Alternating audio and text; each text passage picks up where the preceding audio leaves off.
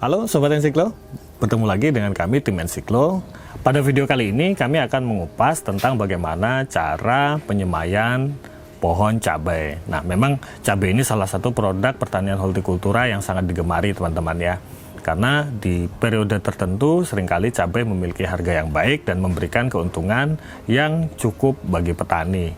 Meskipun kadangkala ya, seperti pada periode awal pandemi, kita mendapati harga cabai yang turun atau tidak berada pada angka minimal yang menguntungkan bagi petani. Menjelang puasa saja dan lebaran misalnya di Jogja, harga cabai keriting hanya sekitar Rp6.000. Nah, ini memang jauh dari ekspektasi teman-teman petani. Kali ini kami ingin menceritakan bagaimana proses penyemaian cabai yang kami lakukan di Basecamp Ensiklo untuk lahan-lahan yang akan kami tanami pohon cabai. Secara umum, proses penyemaian yang terkendali akan memberikan keuntungan beberapa hal kepada kita. Yang pertama, tumbuh serentaknya pohon cabai. Yang kedua, kita mendapatkan bibit unggul karena pertumbuhan yang maksimal pada fase pembibitan. Yang ketiga, kita bisa nantinya menghindari terjadinya angka kematian tinggi pada saat cabai dipindahkan ke media tanam atau ke lahan. Nah, apabila kita memindahkan atau memiliki benih cabai yang tidak prima atau fit, biasanya nanti akan terjadi persoalan-persoalan lanjutan ketika cabai itu kita pindahkan ke lahan. Nah, kami di sini membudidayakan dua jenis cabai ya, cabai keriting dan juga cabai rawit. Keduanya kami tanam di lahan kami. Baik, ditemani dua kerucil ini, kita akan mencoba membahas tentang proses penyemaian. Yang pertama teman-teman, ketika membicarakan budidaya cabai, hal yang pertama untuk kita lakukan adalah memilih varietas. Pastikan kita memilih varietas yang pertama sesuai dengan musim tanam. Yang kedua, varietas unggul yang memiliki keunggulan dari hasil panen. Sebagai contoh, ketika teman-teman ingin menanam cabai pada masa musim hujan, pastikan bibit yang dipilih atau jenis yang dipilih kuat terhadap misalnya antraknosa. Sehingga dengan memitigasi seperti ini, kita akan mengurangi risiko kerugian di kemudian hari saat cabai sudah kita tanam. Nah, yang kedua adalah penyiapan media tanam, teman-teman. Nah, saya menyarankan agar media tanam yang digunakan ketika kita melakukan penyemaian adalah media tanam yang sudah dikondisikan. Untuk campurannya, kita biasa menggunakan campuran 1:1 dengan komposisi sekam, tanah yang biasanya berpasir, yang ketiga kotoran hewan. Nah, ini kita campur terlebih dahulu dan kemudian kita proses. Bagaimana perlakuan untuk media tanam yang sudah kita siapkan tadi dan kita campur rata? Yang pertama, kita bisa mengukusnya. Ini anjuran banyak orang ya.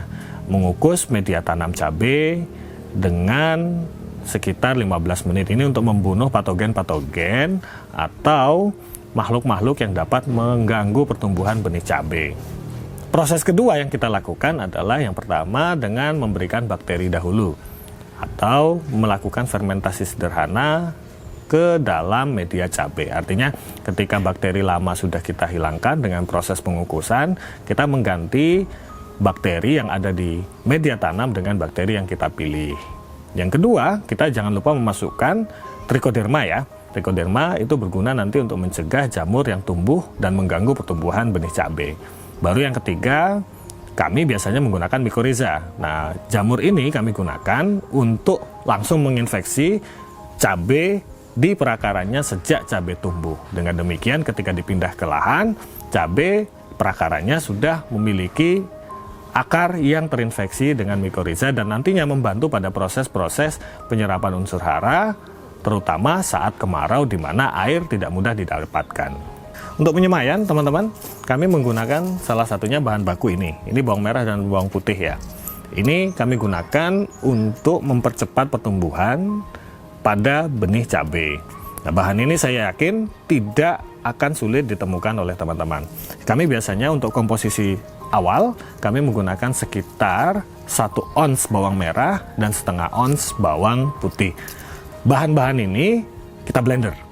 Nah, biasanya kalau kita menyertakan kulit saat pemblenderan atau saat penghancuran, itu kulit akan mengganggu ya.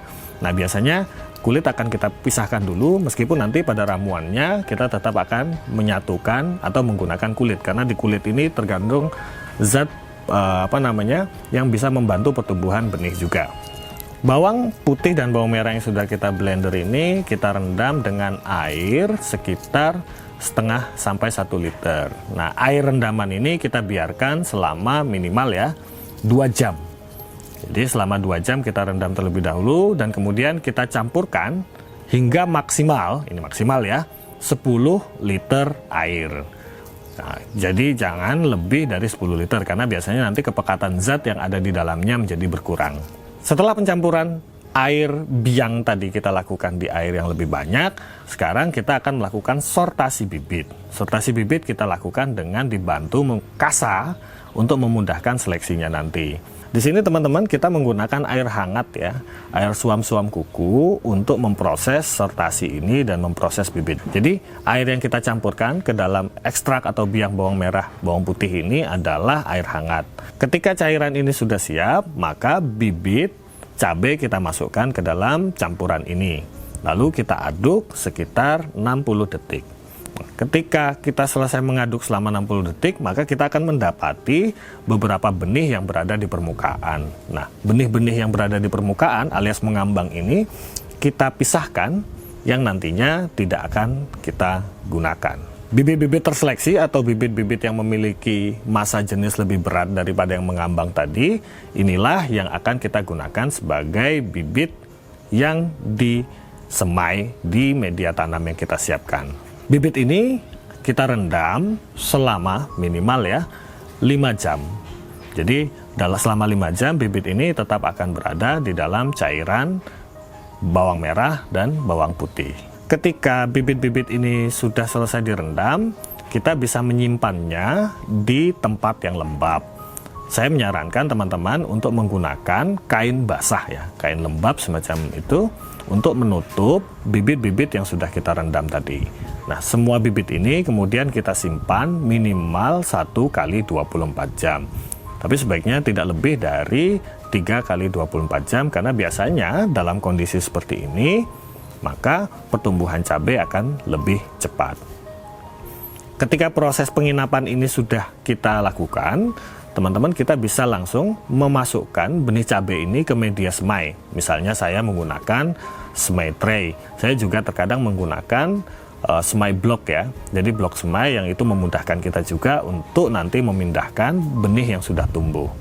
Nah, pastikan kita memasukkan satu persatu bibit ke dalam masing-masing kotak semai tray atau semai blok.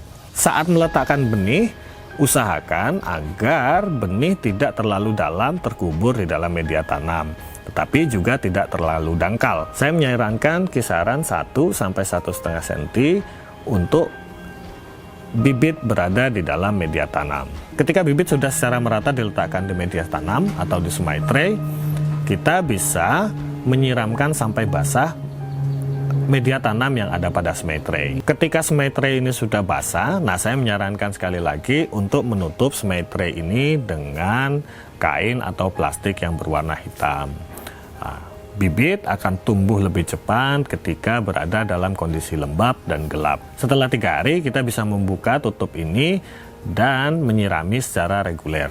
Nah, keberadaan air pada fase perkembangan benih ini menjadi kunci teman-teman ya. Jangan sampai kemudian membiarkan benih yang sudah tumbuh mengalami kekeringan atau kekurangan air. Biasanya kalau terjadi kekurangan air, maka ada beberapa kemungkinan yang terjadi seperti rebah semai. Artinya bibit yang sudah tumbuh kemudian rebah atau kemudian busuk pada batangnya akibat kurangnya asupan air. Nah, untuk kehati-hatian teman-teman ya, biasanya ketika kita membeli bibit cabai dalam kemasan semacam ini, bibit ini sudah diberi fungisida dan pestisida. Jadi pastikan ketika teman-teman menyemai untuk mencuci tangan setelah memegang bibit ini. Baik teman-teman, itu tadi video pertama tentang semai cabai. Di video selanjutnya kami akan bercerita lagi tentang bagaimana perawatan bibit yang sudah disemai pada fase-fase selanjutnya. Demikian, semoga video ini bermanfaat. Sampai jumpa, selamat bercocok tanam. Salam.